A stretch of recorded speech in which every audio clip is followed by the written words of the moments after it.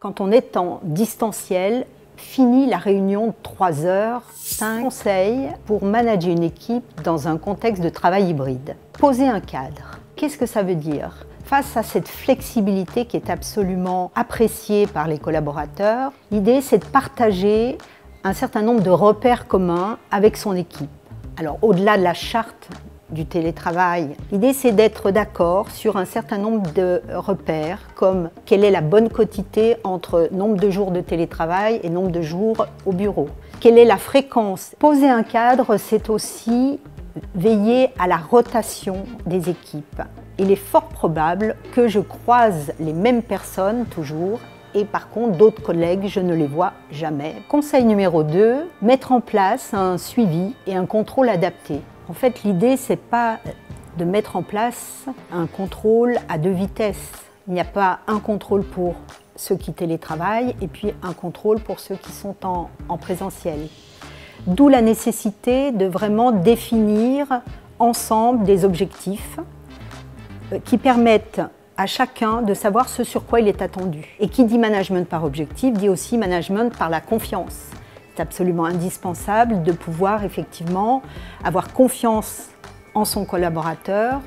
Conseil numéro 3, réinventer une proximité. Privilégier des temps plus courts. Quand on est en distanciel, fini la réunion de 3 heures parce qu'à distance, on ne va pas maintenir la concentration, l'écoute pendant un temps aussi long. Favoriser la culture du feedback, solliciter des feedbacks, donner la parole le plus possible au cours de vos réunions pour que chacun puisse s'exprimer sur comment ça se passe dans ses temps de télétravail, est-ce que tout fonctionne bien? Conseil numéro 4, repenser les temps collectifs. Ces temps collectifs ne sont plus les mêmes qu'ils n'étaient avant.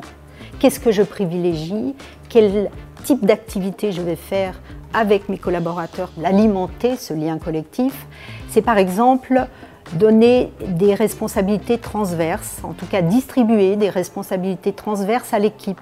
Quelqu'un va, par exemple, prendre le sujet de la convivialité et impliquer, associer plusieurs collègues de manière à ce que cette transversalité anime, enrichisse le lien collectif. Conseil numéro 5, nourrir l'engagement. Nourrir l'engagement, ça veut dire donner du sens. Alors évidemment, quand on est manager, même en présentiel, c'est ce que vous faites bien évidemment. Mais l'idée, c'est d'aller encore plus loin sur le sens qui est donné à la contribution de chacun. Que chacun puisse voir dans quoi s'inscrit son travail, comment il contribue aux objectifs communs. En conclusion, ces conseils que je vous ai finalement présentés comme des équilibres à trouver, eh bien, ils vont permettre à la fois de maintenir motivation et engagement de vos collaborateurs, mais aussi bien-être et performance de votre équipe.